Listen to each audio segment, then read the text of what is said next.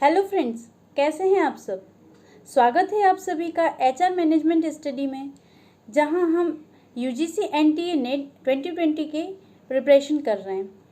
So friends, आज के इस वीडियो में हम पेपर 1 जो कि जनरल पेपर है उसके टॉप 5 PYQs को सॉल्व करेंगे। और फ्रेंड्स, इन PYQs का मैं फुल एक्सप्लेन भी करूँगी आपको कि कैसे उसका यही अप्रोप्रिएट आंसर होना चाहिए। So friends, please like share and subscribe my video. तो चलिए बात करते हैं फर्स्ट MCQ की, जो कि है टीचिंग एप्टीट्यूड से। So which of the following is the highest level of cognitive ability?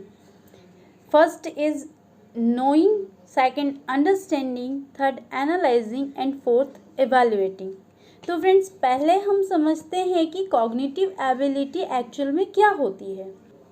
So cognitive abilities और cognitive capacities are brain based skills which are needed in acquisition of knowledge.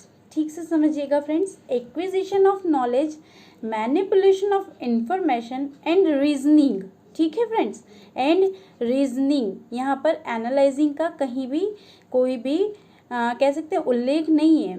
अब फिर से समझिएगा कि they have more to do with the mechanism to how people learn, people किस तरह से सीखते हैं, ठीक है, रिमेंबर याद रखते हैं, प्रॉब्लम को सॉल्व करते हैं और अटेंशन देते हैं, rather than with actual knowledge, कि उस मतलब एक्चुअल नॉलेज उनके पास क्या है, इससे ज़्यादा वो इन सब चीज़ों पे एम्फेसाइज करते हैं। ठीक है ना फ्रेंड्स।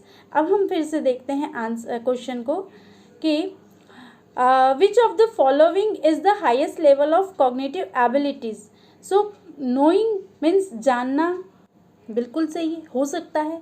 अंडरस्टैंडिंग भी हो सकता है, जैसा कि हमने देखा कि कैसे वो इस बात पे ध्यान देते हैं, एम्फेसाइज करते हैं कि कोई भी व्यक्ति, कोई भी पर्सन अपनी प्रॉब्लम सॉल्व किस तरह से करता है। देन है अंडरस्टैंडिंग, इट मीन्स कि इस बात को समझना। अब यहाँ समझना थोड़ा सा अलग टर्म है फ्रेंड्स, है ना। पहले तो ये कि नॉलेज गेन करना तो नोइंग में आ गया, लेकिन अंडरस्टैंड करना कि लोग किस तरह से प्रॉब्लम्स को रिकॉग्नाइज कर रहे हैं, इसको, ठीक है। देन एनालाइज करना। सो फ्रेंड्स, और फिर है इवैल्यूएट करना। तो एनालाइज और इवैल्यूएशन दोनों अलग अलग टर्म है फ्रेंड्स। इवैल्यूएट करना इट मीन्स कि पर्टिकुलर पर्सन अपनी प्रॉब्लम सॉल्व करने के लिए या किसी भी चीज़ की तरफ अपना अटेंशन किस तरह से देखता है, उसको इवैल्यूएट करना, रादर देन कि उसके बारे में नॉलेज गेन करना। सो इसका जो एप्रोप्रिएट आंसर होगा, क्योंकि हाईएस्ट लेवल पूछा है तो हाईएस्ट लेवल सबसे ज़्यादा पास कॉग्निटिव एबिलिटी के इवैल्यूएटिंग होगा। It means answer is 4। Then है which of the following factors does not impact teaching. Does not, है ना फ्रेंड्स। तो टीचर्स नॉलेज ये तो करता है इम्पैक्ट। फिर है classroom activities that encourage learning, so it's also impact on the teaching 100%, ये भी है। देन है socio economic background of teachers and student. Classroom में सोशो इकोनॉमिक बैकग्राउंड का क्या काम है, ये थोड़ा हम बाद में समझेंगे। Let us go for further step which is learning through experience. तो लर्निंग थ्रू एक्सपीरियंस भी क्लासरूम में या कह सकते हैं टीचिंग में इफ़ेक्ट करता है या इम्पैक्ट डालता है। But socio economic background of teachers and students का किसी भी, मुझे नहीं लगता कि कहीं भी टीचिंग में कोई इम्पैक्ट होता है या इसका कोई भी काम होता है। सो फ्रेंड्स, इस क्वेश्चन का जो आंसर है, क्योंकि डज नॉट पूछा है तो इसमें ये तीनों टीचर मतलब 1, 2 एंड 4 तो आएगा ही, कि किसी भी टीचिंग में इम्पैक्ट डालते हैं ये factors, teachers knowledge, classroom activities that encourage learning और learning through experience. But socio economic background of teacher and students is not a factor to impact in teaching. Let's go for next. Then है which of the following statement about teaching aids are correct, about teachings are correct, teaching aids are correct, ध्यान रखिएगा friends. तो है first है they help in retaining concept for longer duration, ये तो बिल्कुल correct है फ्रेंड्स। जैसे कि आप सबने भी देखा होगा कि जब भी किसी टीचिंग एड का सहारा लिया जाता है किसी भी एक्सप्लेनेशन को देने में, तो वो चीज़ हमारे माइंड में बहुत समय तक रहती है या फिर हमेशा रहती है। इसी तरह से बच्चों को भी वो चीज़ें जल्दी से लर्न हो जाती हैं जो ऑडियो विजुअल या अदर टीचिंग एड्स के थ्रू समझाया जाता है। सो फर्स्ट वाला तो करेक्ट है, होगा ही। देन है they help student learn better, ये भी ठीक है फ्रेंड्स। ठीक है, आगे बात करते हैं। They make teaching learning process interesting, teaching learning process को इंटरेस्टिंग करते हैं, तो ये भी सही है फ्रेंड्स। कई बार क्या होता है, देखा होगा आपने भी क्लास में या जब बच्चों को पढ़ाया जाता है तब वो ऑडियो विजुअल और AV/UV का जब यूज़ करते हैं, ARV का, तो उसमें किस तरह से बच्चों को वो सब चीज़ें एकदम से लर्न हो जाती हैं। या फिर बुक्स में भी जब कलरफुल पिक्चर्स वगैरह होते हैं, कार्टून टाइप बने होते हैं, या फिर टीचर्स कई बार लाइक ज्योग्राफी वगैरह समझाने के लिए या कंट्रीज़ के बारे में कोई भी चीज़ बताने के लिए ग्लोब या चार्ट वगैरह का जब हेल्प लेते हैं, तो वो चीज़ें बच्चों को ज़्यादा इंटरेस्टिंग करती हैं, लर्निंग प्रोसेस को ज़्यादा इंटरेस्टिंग कर देती हैं ना फ्रेंड्स।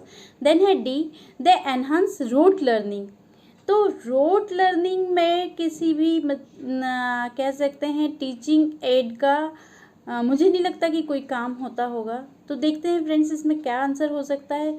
A, B और C है, D जो है इसका रॉन्ग है। सो इसका आंसर होगा A, B, C, it means number 2, जो नंबर 2 है वो वही इसका राइट आंसर होगा, क्योंकि रोट मीन्स रटने के लिए तो कोई टीचिंग एड का नीड नहीं होता, ये तो सीधे सीधे समझाने के लिए होता है ना फ्रेंड्स। देन है techniques used by a teacher to teach include, so किसी भी टीचर को टीचिंग में कौन सी किसी भी टीचर के द्वारा टीचिंग में कौन कौन सी टेक्निक्स जो हैं वो इंक्लूड की जाती हैं। तो फर्स्ट है लेक्चर, सो लेक्चर तो दिया ही जाता है किसी भी क्लासरूम में, ठीक है। फिर है इंटरेक्टिव लेक्चर, इसको भी देखते हैं। फिर है group work and self study. तो फ्रेंड्स लेक्चर जो है वो तो किसी भी टीचर के द्वारा टीचिंग में इंक्लूड की ही जाती है technique, lecture technique. Interactive lecture technique भी टीचिंग में इंक्लूड होती है। फिर है ग्रुप वर्क, की ग्रुप को एक किसी भी असाइनमेंट को दे देना, तो ये भी एक टीचिंग का ही टेक्निक है, ठीक है ना फ्रेंड्स। बट सेल्फ स्टडी तो लर्नर की हुई, तो अगर वो लर्नर के द्वारा की जाती है तो वो टीचिंग टेक्निक होती ही नहीं है ना फ्रेंड्स। इट मीन्स कि इसका आंसर हो जाएगा A, B और C। कौन सा है ये, इसका आंसर होगा फ्रेंड्स फर्स्ट वाला आंसर होगा जिसमें A, B और C है, क्योंकि सेल्फ स्टडी लर्नर की टेक्निक है, तो लर्नर की टेक्निक के बारे में नहीं, यहाँ पर टीचर की टेक्निक के बारे में, टीचर की टीच टेक्निक के बारे में पूछा गया है, ना कि लर्नर की लर्न टेक्निक के बारे में। फ्रेंड्स जब भी आप सॉल्व करें हमेशा टर्म्स को, क्वेश्चन को ध्यान से पढ़िएगा, बहुत सारे क्वेश्चन यहीं पे सॉल्व हो जाते हैं। देन फिफ्थ क्वेश्चन है achievement test are commonly used for the purpose of number 1 making selection for a specific job, number 2 है selecting candidates for a course, number 3 identifying strength and weakness of learners, and fourth है assessing the amount of learning after teaching. Friends achievement test जो है उसे किसके लिए किया जाता है, कॉमनली किस किस चीज़ के लिए यूज़ किया जाता है, सो ये तो हमें बिल्कुल पता ही है कि ये किसी भी स्पेसिफिक जॉब को करने के लिए, स्पेसिफिक जॉब के लिए बनाया जाता है। सो फ्रेंड्स इसका आंसर होगा नंबर 1। और आपको ये वीडियो अच्छी लगी हो तो प्लीज़ लाइक और सब्सक्राइब करें इस चैनल को, और आगे भी देखते रहिएगा। कीप वॉचिंग, और प्लीज़ प्लीज़ प्लीज़ फीडबैक ज़रूर दीजिएगा अबाउट माय टीचिंग स्टाइल, और मुझे किस सब्जेक्ट पे, इट मीन्स कि और किस किस टॉपिक पर वीडियो बनाने चाहिए वे प्लीज़ मुझे कमेंट बॉक्स में लिख कर बताएं, ताकि मैं आगे और किस किस सब्जेक्ट पर वीडियो बनाना है या किस किस टॉपिक्स पर वीडियो बनाना है, और आप लोगों को कौन सा सब्जेक्ट टफ लग रहा है वो समझ सकूं और इसकी अच्छे नोट्स और वीडियो